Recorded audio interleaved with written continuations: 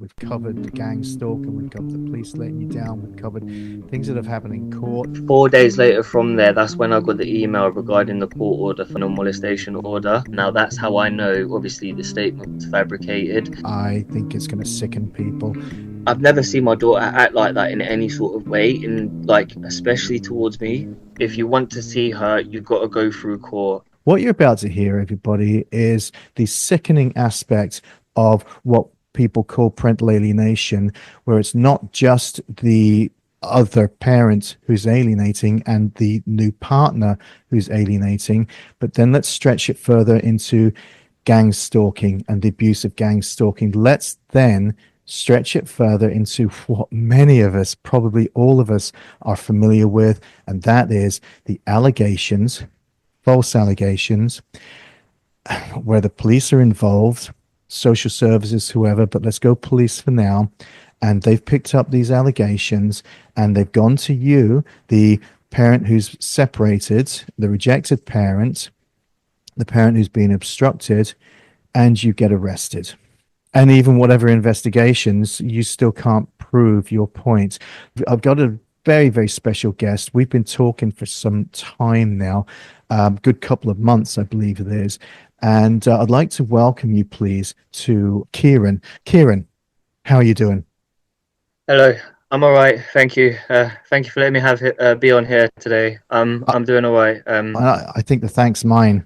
Tell me about your story, straight up. Tell me what this situation is. Right. Name's Kieran.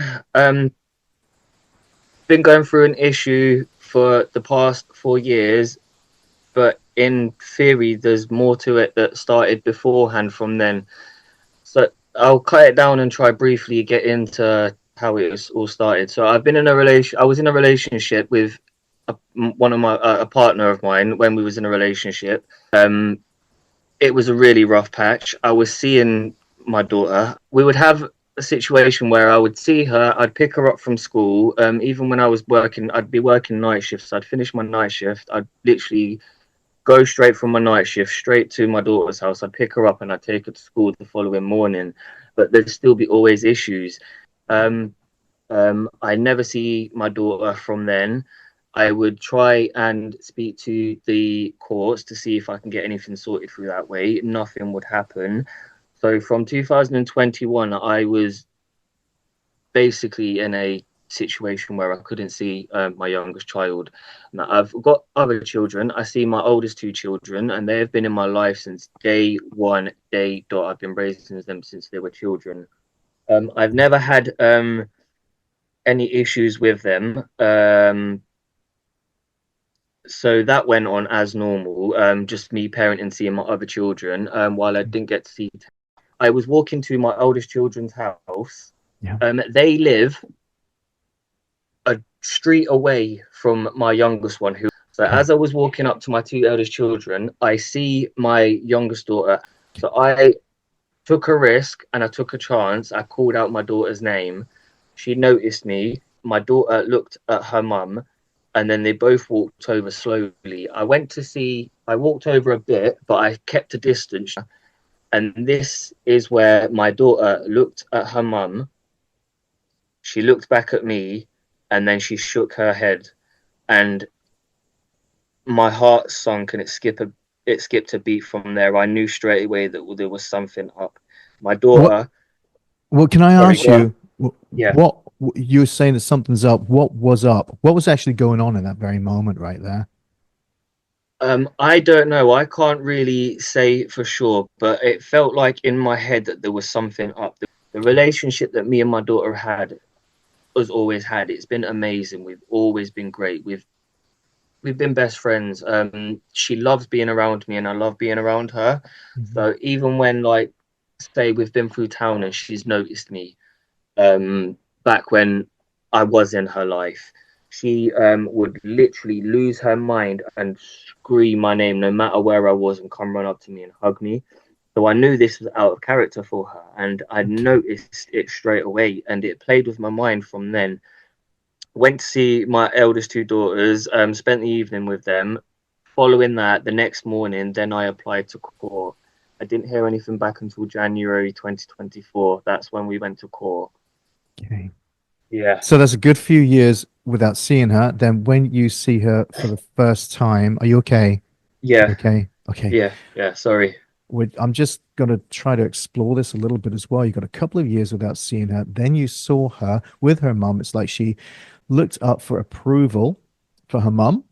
And not, it wasn't even just approval, was it? Maybe it was almost like, am I safe? I'm going to check my mum to see where my mum is right now, as far as, am I safe to smile at my dad and say hi? That's what it felt like. Okay. I've never seen my daughter act like that in any sort of way, in like especially towards me. Okay. So that was like I knew straight away it was out of character. Like for my daughter, I know my daughter. I'm Even if I so haven't sorry. seen her in so long, that little girl is still going to be the same person that I know. Hmm. Is your ex a scary person, do you think? I mean, this is like subjective, but Uh, no, she's not scary in the sense of she's aggressive, she's violent, like that. I remember you Yeah, saying something to me once before about when you were in the courts, they asked you to leave first of all and kept your I was ex going in to there. mention this. Yeah, Oh, okay. So I it's was. there's Yeah, I things that don't. happen in court. Yeah. Okay. Yeah, it's for the one example is that it's when there was a situation back in December or January. It was one of the hearings. I was at the hearing. This is oh yeah, it was January because the last time I had contact with was December Okay. in the contact center. Okay. Um, upon the court hearing, we come in. They had a feedback email from the contact center about the contact between me and my daughter. Yeah. Everything in that was positive. Okay. Apart from one thing, which I hold my hand up, it was a misunderstanding. We spoke about it. They was aware that it was a misunderstanding. That's been passed through. The feedback was amazingly great. They got the feedback of how my daughter literally like realized that it wasn't me that was neglecting her and like not wanting to see her. But anyway, when we got to the court, they obviously read out the feedback. They said how amazing it was, this and that, and I was happy. I was really happy with that because that was the judge, like a professional judge, saying, "Oh, this is the feedback that we've got from these." So obviously, it's clearly really good. Right. Upon that part, they asked what would we like to do next? Would you like progression to move forward? And I said yes, please, if possible. As you've seen, coming from the feedback, it's been great. I would like to see if we can have progression outside, where it be supervised or unsupervised. That's not an issue. Just me and my daughter would like to be outside so we can have fun. Sure. More to the point of father and daughter. Mm. They said that can happily be sorted. That's fine. We will look into that. Upon then, they told my ex-partner that she had to stay there for 10 minutes. Okay. So I left. I said bye, everything like, thank you very much for your day. Bye, as normal. I left. Upon waiting for the court order now, I was waiting, obviously, to see the results of some great news that me and my daughter would be able to be outside, like in the public, being Mm. able to spend time together. Because I everything went received the court well. order. Yeah, especially because everything went well and the feedback was great. Upon receiving the court order, it was 2 weeks from then. Um, I was heartbroken and gutted and really, really in disbelief that the order stated that due to me walking out and not telling anybody and not returning, that they had seized contact and that I have to now provide a letter to my daughter via her mum's address, which I've refused to do from the start because it's against the non molestation order. Why would they ask me to write a letter to an address that I'm legally not allowed to write any letter to? Okay. We've missed a massive part, everybody. There's a non-molestation order in there. We'll talk about how that ended up getting in there. But what I hear you just saying is through at some point in the time, a non-molestation order came about on you. You're not able to go, allowed to go anywhere near her. But then now the judge has asked you to contact her, and that breaches your non-molestation order. And so that would mean that you'd be in trouble. Yes. Okay. Sorry, that's my fault. I forgot to mention. Yes, there is a non-molestation order within This is, this hearing. yes, It's no, it's no, against nobody's me. fault. So sorry. It's against me. It's been granted through illegal pretenses and fabricated allegations. I've got this evidence. The police are refusing to listen to that. My current partner's ex boyfriend has been stalking me and harassing me and fabricating allegations against me for the past year, trying to ruin my relationship with obviously my partner, who's his ex partner. Are you allowed to mention what actually was said, reasons for staying away? Or is that going too much into detail that you maybe legally you're not allowed to talk about? In what is this, the court order or the non The molestation order? the non-molestation order. I'm allowed to talk about the non mol. Yeah. Got into a relationship with a lady. Obviously, been in a relationship with her since. We're still together now. From the finding outs of my relationship with my partner, her ex-boyfriend made an agenda and made it his issue to assault me in not like in a physical way, but assault me in a verbal way, online way, through communication, through the phone, through word of mouth, through people, through the town. It was a lot. And then obviously because he was aware of my relationship with obviously his ex, he um yeah well, my partner's ex-boyfriend,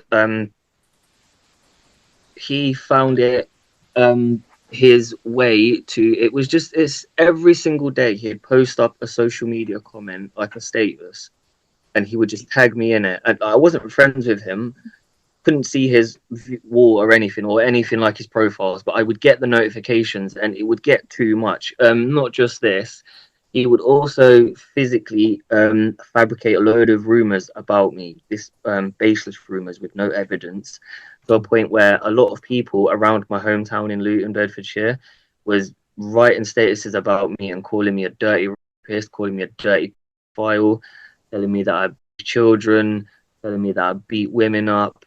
I'm violent. I'm a scumbag. I drink alcohol. I sniff cocaine. Everything you can think of under the sun. I Yeah. was literally, it was hell. I was literally I, getting tags left, right, and center from random people just calling me a pedophile and everything. I'm so Um, sorry. it got to a point where every single day I was ringing the police. Um, they wasn't doing anything though. Just to make that clear, they was just shelving everything. It literally got to a point where I was really sick to death, and I was worried about leaving my own house. Okay. Um, it wasn't just that. I also had, to make it a bit more clearer. Sorry, I haven't probably already admitted this here yet, but my current partner, who I'm with now, is I am his. My partner's ex-boyfriend. Me and him are cousins. We are related. Okay. So that's how I know him. Okay. That's how he knows me, and that's how he knows obviously my ex-partner, and that's how he's been able to communicate with my ex-partner so easily and fluidly. But it's not like they know each other like that. They don't know each other. They've never met. They just know of each other. The police have a record of this. Every time that you've contacted the police, they have made a record. They've recorded it and obviously building a case. What did they do with that case? Nothing. They just, every report I made, every single report I made, every single report my partner made, they was just shelving it and saying, "Oh, if we get any more, just ring up. We'll sort Okay. it out. We'll sort it out."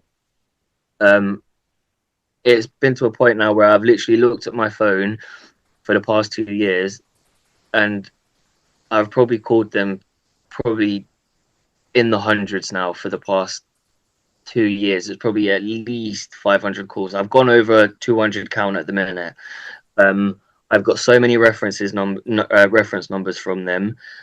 Yeah, there was my partner's ex-boyfriend, the person who has been with his agenda to incriminate my life or ruin my life in the way he has.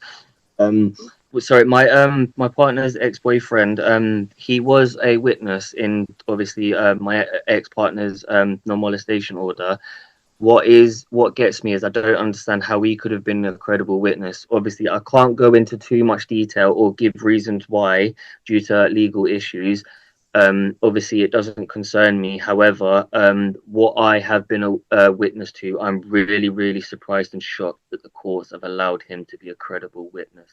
As it Okay. stands, there also was more of an involvement through my partner's ex-boyfriend.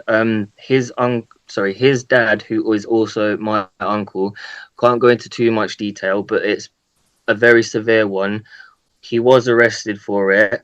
Um, he was the person try and incriminate me in a really bad way. Oh man, I am so sorry. So sorry. On top of this, you've got gang stalking.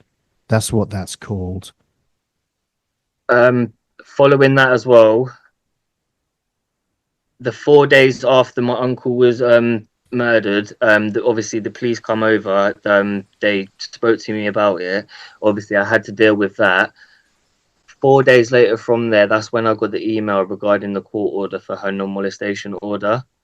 That's when I read the application form that she's filled out. That's where I've read everything, including the witness statement that's been added to it. Now that's how I know. Obviously, the statement was fabricated, but immediately upon reading this, obviously I was upset. I was really, really in disbelief, like why? So I emailed the courts the appropriate way through procedure and due process, as per se you're supposed to by the rules. Mhm. I also showed evidence to the courts, asking them if they could please allow me grace and just reschedule it for a few more weeks, possibly, so I could deal with the bereavement of obviously my uncle. Sure. And not to the point of this, but I was also a key witness in the murder because I had seen my uncle within the week before he was murdered, and I also seen the murder suspect a week before that too. So because I knew the person that murdered my uncle, we all did. So obviously I was a witness within that. Um, Once I sent the email off to the courts, didn't receive anything back. The court hearing went ahead without me, and her non-molestation order was granted. Can I ask if I paraphrase this back in some kind of way? Yeah, Um, there's a lot of people involved, and at some point there's a non-molestation order because she made some allegations, and I think you've told us that they took that verbatim and they didn't question you about it. They slapped the non-molestation order on you without checking to see what the accuracy of that is. Is that correct? And all of this was going on 100%. without involving you. 100%. I was basically tossed to the side like a piece of garbage. Man, man. I didn't have a single say in it. I've literally been treated like a criminal through this whole process. Um, every time I prove myself innocent, there seems to be a new allegation against me. So every time I prove my innocence, there's a counter allegation to ignore that and then send on another investigation against me. Okay. How's this affected your ability or your functioning to be a parent to the children that you've got now? Funny we get to that. Okay. I can't be a parent to anyone. My eldest children, I've hardly seen them. Now, I've been in their life, both of their life, since birth. I've raised them as their dad. One's 15 and one is 13. Um, they're literally amazing. But there's something has happened where now I found it weird because every time I would speak to their mum, bearing in mind we had a great relationship. Only 2 years ago she tattooed this, but I've also been alienated from both of my eldest two children. I see them the other day for about 20 minutes, but these are my two eldest children who have been in my like they've been in my life from the very start, and within all I haven't seen them properly in about a year. The last time I actually got to see my eldest two properly by myself was about a year ago, if I'm given so that, maybe sorry. just under a year. So if that answers your question, I can't really parent any of my children due to this issue. You just mentioned something. Thank you so much for sharing that. There's multiple alienation going through. Scapegoating. I mean, what a way to scapegoat. What a way to totally destroy a person. And they're all onto you. They're all ganging up on you. So that's three children. And you, how many children have you got? Do you mind me asking? You don't have to I've say. got four. I've got four. The fourth one's with you. No, the fourth one's with the mum. Okay. Um, Here Have we you get into that as well. have you got any with you at all? No, they all live with their mums, obviously, because they grew up with the mums, they live with the mums, so forth, until I can apply for court, obviously, to do the residence changeover. Um, Kieran, you've got four kids. You can't parent any of them. You haven't got any of them there with you. You've had your children turning their nose up at you and saying things as well. You've had all the other parents ganging up on you, talking together, isolating you as well. You're just trying to get on in a normal life, just trying to function daily. You've got the police who you should be able to rely on because there's criminal offences against you, and like dozens and dozens of times you've reported, and that's still not been. So you've had a non-molestation order placed on you, but you've got all this evidence of people attacking you. There's no non-molestation orders placed on them. It gets to court. The court then also they ask you to leave 10 minutes early, and then they use that against you as well. I just fail to see how this any of this makes sense, but it actually happened. Has this impacted your ability to work? Pretty severely. It's been chaotic and hell. First and foremost, always terrified to leave my house, Okay. to get to work and to get back from work. I get a taxi because I know there's CCTV in taxis where it's safe. I'm going to be safe, and there's going to be an alibi for me. Getting into work, when I'm at work, I stand under the cameras constantly to make sure that I am constantly monitored, that I've got a fail safe to make sure nobody can fabricate any more allegations against me. It's crazy. When I go out and about to town, if I do, I'll conceal my face or keep my hood up, which is not something I want to do. I can't really go out on dates no more with my partner. I can't really enjoy family time with my partner and her daughter. Can't do any of them things without constantly worrying. If I can swear, I'm honestly really shit scared of my own life, like my safety. I'm constantly in fear. Um, if I can use this as an example, back Yeah. in 2024, I was away from Luton. Obviously, you're aware of my career transition that I'm currently doing. Yes, I Um, am. Yes. I went to Nottingham for 37 days to do my course with ex-military trained people, ex-police officer trained people. During this time, for the whole 37 days, I was surrounded by obviously military veteran people, so I was 100% guarded. But during this time, while I was away from Luton, studying and training for my career, my current partner's ex-boyfriend, he went out of his way to start coercing his daughter's teaching assistant to try and find out private and confidential information of where my location was at that current time. How'd you I know also, this? How'd you know? because he sent this text message to my partner's mum, Okay. and I phoned the police regarding this. They said there's nothing they can do. There's no crime being taken. But yet you've got so much evidence and it shows the Yep. pattern. This is what we talk about, when you look at abuse, you look for patterns of behavior. So you're looking at the patterns of behavior, you've got the exact stuff, you got the evidence of it, and it's not actually being taken seriously. And then you're having to live No. on a daily basis as a parent.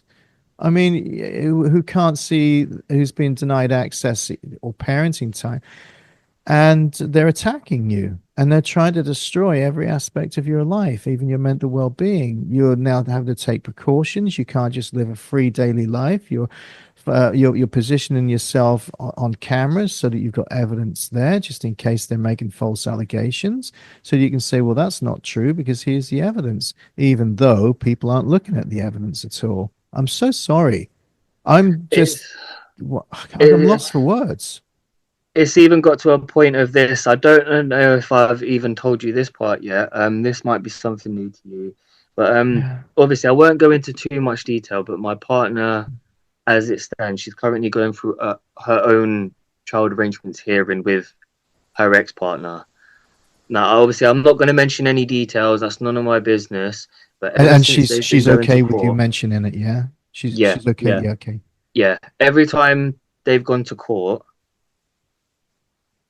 her ex-partner, Yeah. his sole agenda has always been about fabricating allegations about me. Nothing in regards to his daughter, nothing in regards to the future of his child, the betterment of his child. It's all fabricated allegations about me, to a point now where my partner had to. Um, I can't mention this actually. It's fine. That's fine. Um, It's okay. Okay. What about you? Are you allowed to mention about the when you said you had to go to the visitor centers, and so we've still got some time. I mean, I'm not going to rush this at all. yeah. The visitor centers, how did that happen, and how is that gone? And tell me, give us some insight into that. Uh, From we went to mediation in January. No, sorry, the mediation was in December 2023. Then we went That's to the court in Miami. January 2024. Okay. Um, that is where all the allegations started from. Was no allegations before we went to court. Okay, So that's really January interesting. 2024 is where allegations all started about me. Um, upon the allegations starting, the courts from there and then said that the only way forward for now while they investigated was the contact center, which I was happy to do because I just wanted to see, like, I hadn't seen her in so long, so I was going to jump at that opportunity. Sure. Um, I see her 4 times in the contact center for that year. Obviously, everything went on great. There is certain things that I am allowed to say. Obviously, there are certain things that I'm not allowed to say. Yeah. Um, the contacts went really, really great. We had fun. Um, my daughter loved it. I loved it. We've got pictures together. Um, Bearing in mind as well, on before the first contact center, the courts strictly told me, and they put it in the court order, that I'm allowed to take pictures of me and my child, and if I post them on social media, I can get sent to prison. So I can't post a picture of me and my child. I can't Okay. express how happy I am to be able to see my child again. I can't express my emotions of being around my child again. At the first contact center session, upon the supervisor person obviously listening and writing and taking his notes on how the contact's gone, Okay. I am allowed to mention that I've spoken to the courts already, and they said that there's nothing they can do about me mentioning anything that happened in the contact center. Okay. Um, there is also issues of every time we went to the contact center. So bearing in mind, I only had 4 sessions seeing my child. Every time that my ex turned up there, obviously she'd have to turn up before I was even allowed to enter in the building. Um, after the contact broke, so after the contact center finished, December was my last one, and then failing obviously to progress the contact. But So I said, what happens now? Obviously, apart from, sorry, yeah, I was just going to say, why did the contact center stop? Was that because of what happened in court? Were you leaving 10 minutes before and being told to leave 10 minutes before? yeah, Okay. yeah, because I was obviously we got to the progression bit. This said that obviously four was enough just to see how it goes, to see what feedback they got. They got great feedback. So in regards to the next hearing when they didn't allow the progression, what was it? They forgot to mention to me that it was just recess. I don't understand.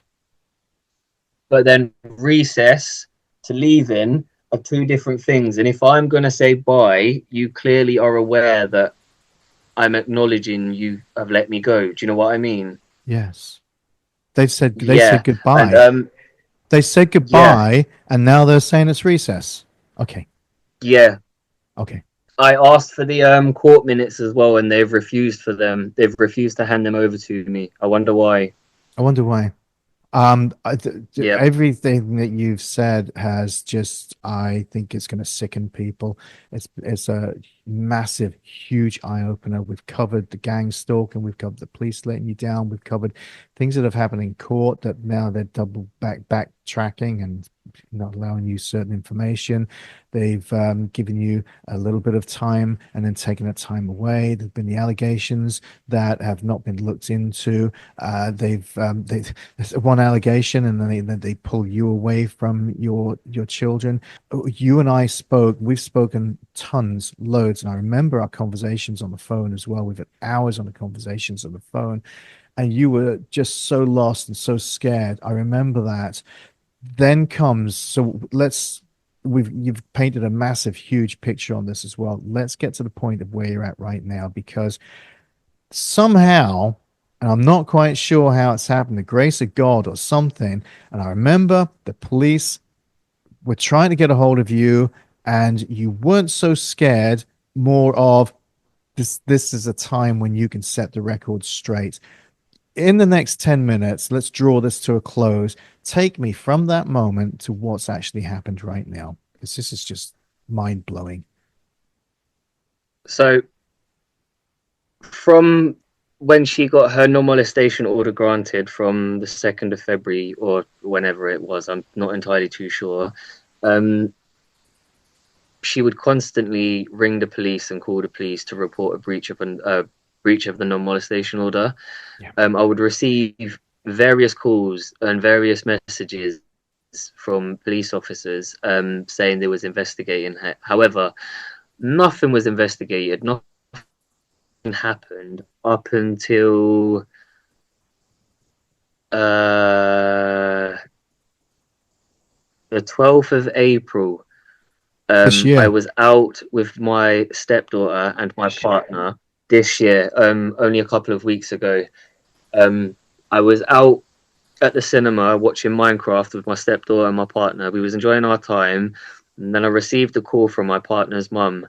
She called me, and she said that I had to come back real quick because there was five police officers outside the house to speak to me. Um, I said I couldn't. I'm out, obviously. So I asked if she could put the phone on to these police officers, which she did. Spoke to the police, and the lady said that she just wanted to speak to me. And I said, okay, that's fine, but I'm currently out at the minute. Can you come? Do you want to come and get me, or do you want me to hand myself in? And she said, no, you can hand yourself in. That's totally fine. Just come up to Bedford Police Station whenever. Okay. So I said, Okay. okay. Okay. Um, obviously finished the film. I wasn't gonna let it interrupt my stepdaughter's like film. She really enjoyed it. Yeah. Finished the film. I dropped these two off home, and then I headed up to Bedford Police Station. Okay. This is where they arrested me. They didn't handcuff me. They just walked me into Bedford Police Station as normal. They obviously read me my rights, put me in the cell, so forth. Now we get to the interview. This is about 2 hours being in the cell. Okay. They've got me in the interview room, and they're showing me evidence of Okay. this breach. The police put two and two together. They checked all the records of the previous like reports of everything that I've reported and all of the fabricated stuff. And immediately from there and then there was no more said. They literally didn't even take me back to the police cell. They let me go there and then, right after the interview was done. But the worst thing about it comes to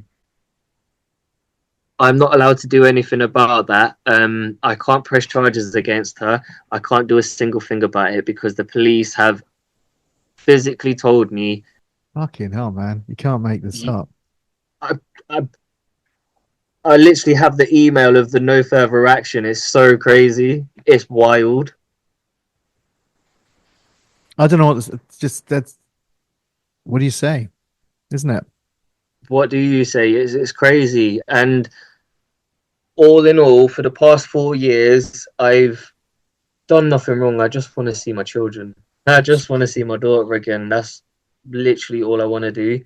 I'm Accuse me of the most craziest sex abuse in the world, and I don't really know how to explain it. I think you know what? I think many of us have actually gone through that and can understand. Why can't they just get on with life and put that time and effort into being kind, being decent, bringing up the kids as well, just having living a life themselves. But they don't. Their life becomes trying to destroy people, trying to destroy you as well. And there was you in the contact center because at least nothing else, they gave you that amount of contact. And even she went they tried to destroy that as well. So everything that has happened with the police now saying we're dropping the charges, which is pretty, it's just really messed up when they say they're not going to press charges on. I remember the conversation we had, at least if nothing else, now you're able to turn around to the courts and say, look, that these false allegations, they've been proven to be false. All charges are dropped. All of this is done now so that you can just get back into the contact center if nothing else, isn't it? But now you're saying, but look, Judge, this is you know, I should be able to see my child more now because these are false allegations. But now you've also still got something in place where the judge is saying it was only recess, you left. And so even that is still against you, but you've had to battle all these different things just one bit at a time just to be able to get a day's access to your children, an hour's access to the children. Sounds like you're in the final hurdle. Real quickly, for 2 minutes, take me through that final hurdle and where's it going from there? This is where it's probably going to interest you a bit more. The final hurdle is even more of a tricky one. Okay. And you're allowed to In talk about it, aren't you? Yes, Yes. yeah, yeah. In the hearing where obviously they said I have to write letter Okay. to obviously my daughter, Yes. um they've said that I can see her in a contact center Okay. um if I pay for it. Now, Okay. at the minute money is really tight. This is where it's going to get more interesting. Obviously money is really tight. I don't get paid a lot from work as it is.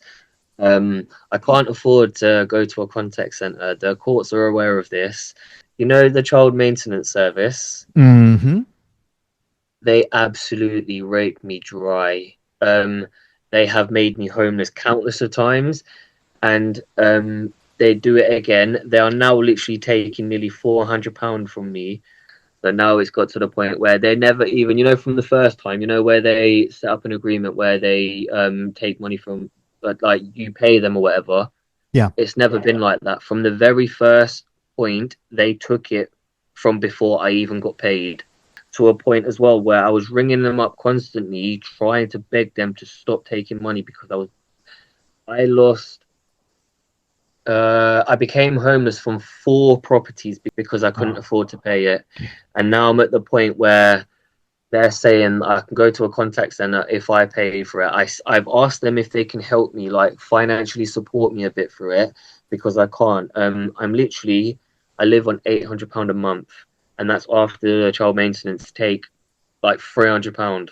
And they base the calculations on the gross amount first of all, and the gross amount. So you're actually paying tax on that gross. So the gross amount, there's then tax has to come out. So they're taking child maintenance from the tax that you're paying anyway, on then paying out of your own money after that as well. And how did they base the calculation on that? How did they, what did they look at your earnings? Can they tell you how they based that amount? What did they do?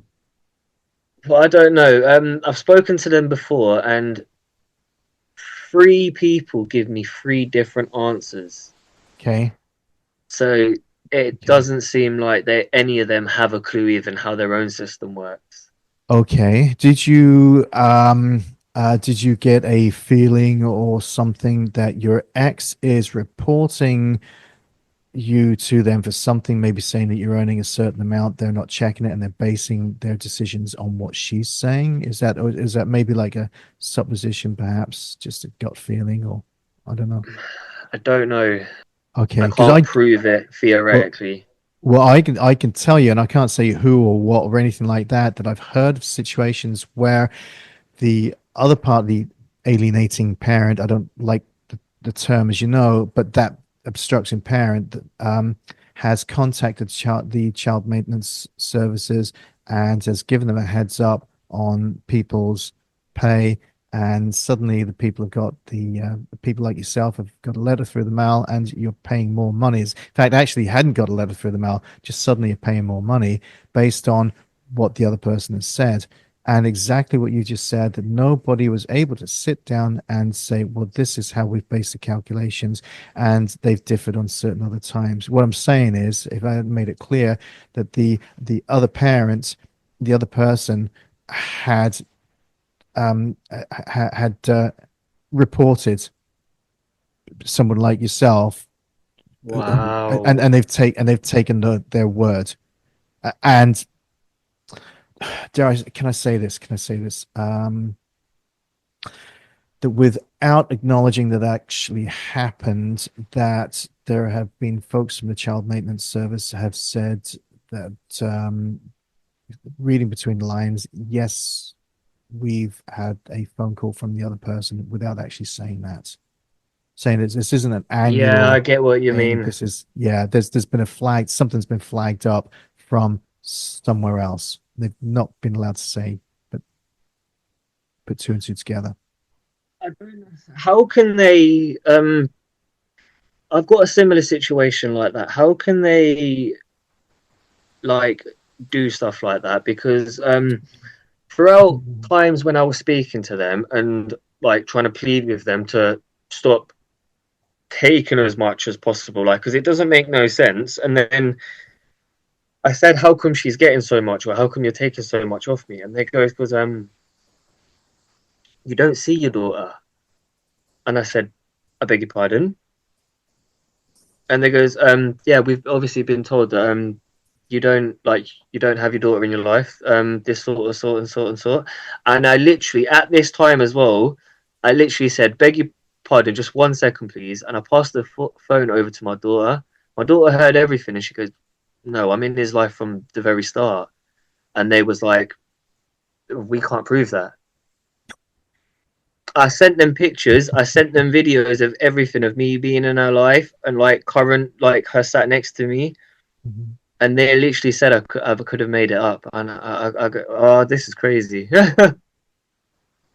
And then obviously I lost the property that I was staying at. We're in an interview and I'm suddenly just lost for words.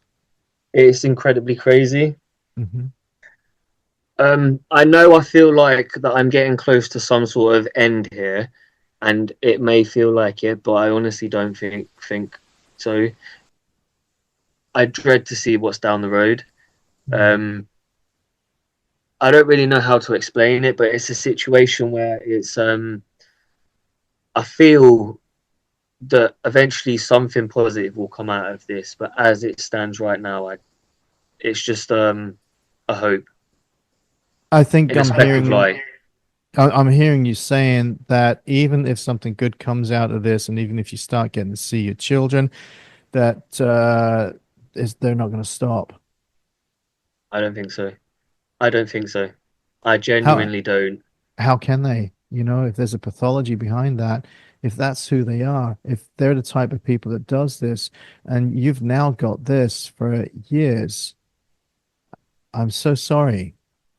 And if anybody could hear this, the lawmakers, the policymakers out there, we're all saying the same kind of story, and we're picking up the various authorities out there. We're picking up, the police and the courts and the like you said, the child maintenance services, the landlords, and even the DWP, Department for Work and Pensions, that you've not mentioned at all. And I've given some presentations, and we've had some good response from them. But even for them to know the extent of the abuse that happens, and this is again why I don't like focusing purely on parental alienation, because you've only had one little, not little, you've had one aspect of this, you're being kept away from your children, but then everything else that's going on is like this humongous, it's absolutely consumed your entire life and existence. It There's literally so much has. more. It has, and the biggest thing that smashes it as well is obviously every time a baseless allegation gets made about me, Yeah. it gets investigated, no questions asked, like instantly. I don't know what Kieran, I can do. I don't. and this is, I think, is where it's very important, isn't it? Because this is the place where we get to, and what do you do with that? First of all, it's like, what do you do with now not being able to see your children? So there's that. And then there's the ongoing abuse. What do you do with that? And then there's the thought of, this isn't going to stop. How do you live on a daily basis, even when you got your children? And this is then where we have to start digging into ourselves, isn't it? And doing the impossible of somehow being able to not, uh, I don't say not play into it, but it's a really hard thing to draw ourselves out of it, even though they're still wanting to pull us in. I don't, I'm not going to ask you how this impacts you and your partner's relationship, but I can only surmise that you can't just have a normal day-to-day functional loving relationship with the her child there as well. You can't just live normal. It's so hard. The strength that you have inside of yourself is humongous, and I can see the light in your eyes. I can see the genuineness about you as well. I'm so sorry that this is happening to you, and we're going to have to draw this to a close now, but I want to thank you massively, hugely, for raising the awareness of what actually goes on out there, the reality. This is again is why I can't call it parental alienation, because what's happened to you, if somebody says, oh, it's parental alienation, what's happened to you has just been an abusive criminal act against you. Literally, And this is it was to a common. It's point as well. Yeah, it was to a point. Just a quick thing. yeah, 2023 June, I yeah. moved into my own property. Obviously, I shared it with a few family members that I did get on with. At one point, it was me, two of my uncles, and my cousin. Both my uncles I got on with pretty well. They was all right. I got on with my cousin, but something happened where one of my uncles turned into a really bad alcoholic. It got to a point where he was going to the toilet on himself, and due to that, I advised my partner. Obviously, I think we should keep obviously him away from seeing. Do you know what I mean? Like your daughter, Hmm. because obviously the shouldn't be around all this and that. Hmm. That also caused issues and concerns. He started. That is where I got abuse from him. From there, because of the advice that I said, he obviously joined forces with his son, and that's where he joined into that, and that's where it all kicked off with him. But All throughout, because, all because you were making a safeguarding decision. yeah, yeah, Yeah. yeah, basically, yeah. Um, but ever since the start, I've been treated like I'm some person that doesn't know how to safeguard anybody. I don't know how to protect people. I don't know how to love people or look after people correctly. Like I'm some scumbag of the earth. And I know I'm not, because I know I'm a genuinely good person with a good heart, but it's Mate. Yeah. destroying me at the minute. Yeah, I'm so sorry. I know that you're not like that. The amount of conversations we've had and hearing your pain going through all this, like just trying to do the right thing and not even have any of the answers because there's like everything's closed. It's like there's nowhere to go with this. There's you, there's thousands of others, but but regardless of all the thousands of others, is you and it's your life as a human being, and we're supposed to have all of these human rights, and you as an individual with your family supposed to be able to have rights to family life. And then the children supposed to be able to have rights to family, and you are family. You've been treated as though you're not family. You've been treated like you're a criminal. You've been treated like you're a liar, like you're an abuser. And all this time, when it's the other people who've been gang stalking you and sabotaging your ability just to have a daily life. I'm so hugely, hugely sorry. I I want to thank you for everything. You've posted something and you mentioned me and other people who have been there with you on this. I don't like calling it a journey. Um, Maybe it is, maybe it's not. I don't know. But this whole bloody roller coaster of an experience. How'd you get through this now? Well, Yeah. self-care is the big thing, isn't it? And Yeah, maybe, my partner keeps telling me that constantly. She's trying to keep like uplifting me just to make sure I'm not like succumbing to all of the narcissistic issues from them. yeah, 100% is you've got to stay away from, you got to stay out of that for sure. It's not your world. Their souls, there's something seriously wrong there, some serious dark stuff, and we do not belong there. I've been through it. I've been homeless and I've been had police knocked on my door and so on as well.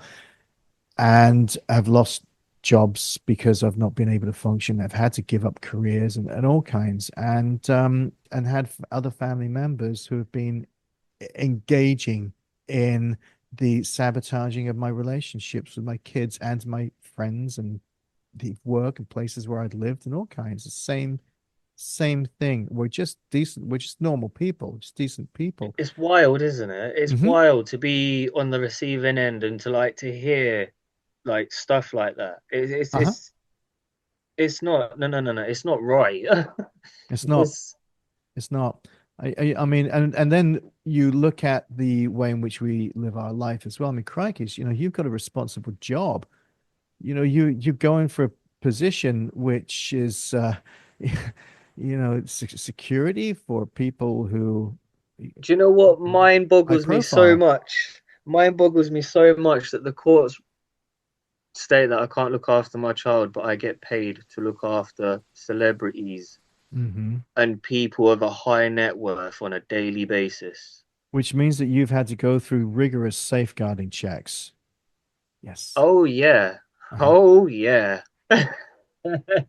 Mm. But I'm still this person, that person. I'm this idiot. I'm that druggie. I'm that junkie. It blows my mind.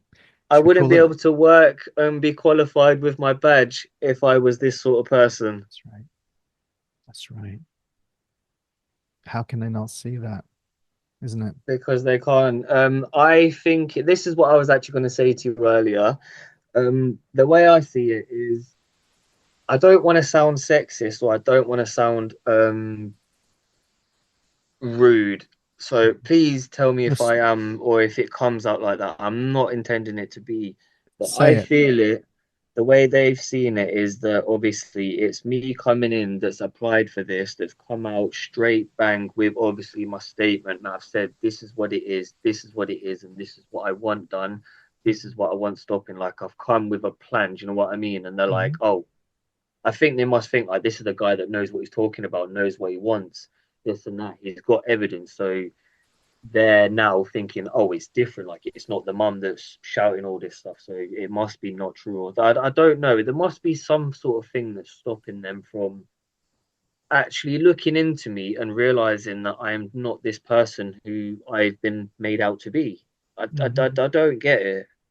I had the hardest time coming to terms with realizing that it isn't the case about it being gender. And this is what I speak up about tons. And it's not gender. I see so many people. I see women being homeless and having to pay uh, um, child maintenance allowances to somebody who's got the house, who's got the kids, who's got an amazing job, who's Yeah. refusing, all of us being refused, denied access, and then the CMA saying, well, you're not seeing your children, so you have to pay more. We're saying, but that's the bloody problem. We want to see our children, and then they say, well, you want to see your children because you don't want to pay so much. You can't win. There's nothing that we say and nothing that we do that's actually going to have any kind of impact at all. Whatever Do we you know what do, I it's like mean? And damned now I if you don't do, get to damned see if you my don't. child even still, and they're still taking money off me blindly. Hmm. Do you know Hmm. what I mean? Like, so it's a loss either way. It is, yes. No matter what I do, I'm still not going to be able to see her until something happens in court by the gracious God of luck or something. Hmm. Do you know what I And mean? I don't know. and then imagine what it's doing with the children themselves. If it's got this impact on you, on your well-being, your mental health, and you're a grown up, what Hmm. the hell's it doing to the children? I know what it's doing to the children, so do you. That's a rhetorical Hmm. question, but yeah. On that note, it's a great note to end it on, isn't it? And here's the thing: when people say, "Oh, it's all about the children," we got to talk, just take care of the children. No, no, no. It's all of us. We're all Hmm. human beings, young, old, whatever. We're all, and the grandparents. We're all human beings, and it's killing us, man. It is. It is. We are going to have to end it on this. It's been a massive conversation. I'm going to have to say ta right now, but don't hang up, okay? And so, everybody, if you need to get a hold of me, please do so. If you need some support, some kind of coaching, because that's what I do now. I used to help parents go through this parental alienation stuff, but we know it's far bigger than this. So, if you need some support, I am looking at the somatic side of things, the effect, the impact that it has on the body, and then also the impact that it has on the brain, and then what that does to our life. To be able to survive this is very, very difficult, incredibly hard, and not everybody does survive it. Do get a hold of me, please. Support at thepowerandcontrolwheel.co.uk. So the power and control wheel, because this is more than just parental alienation. This is a widespread type of abuse, and you need help, even if it's just someone to speak with. Kieran contacted me. We spoke through this, and then there's other people he's tried to help as well. And with all of our support together, at least we've been able to get Kieran through. But he's done the main work.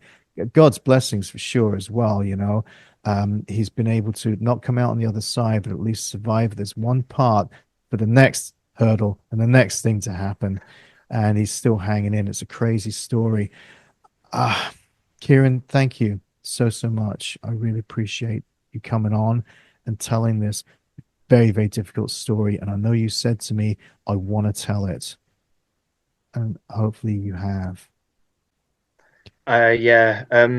The whole main reason with for this is to make sure that obviously it's out there. People can hear a story, so they can. Do you know, like if people are dealing with this, then they've heard that somebody is out there that deals with it. Do you know what I mean? So then they can reach out to me or something at least.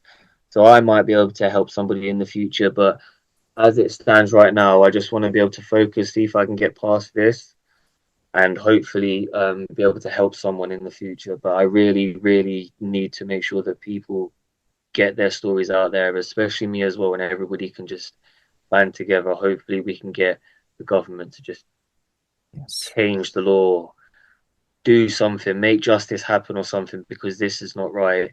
Children going through this, being a victim of this, they're going to grow up with mental health and it's going to damage them later on in life. It's not what we need for children growing up at all. They need to be in a happy relationship with both parents, mum and dad. That's, I think, a really good place to end this. Thank you. Thank you Everybody, very much. Can you please like, share, subscribe, please? It's really important we get this out. Thank you for listening to this. God bless you. Please share it. All the very best, everybody. Take care. Bye-bye.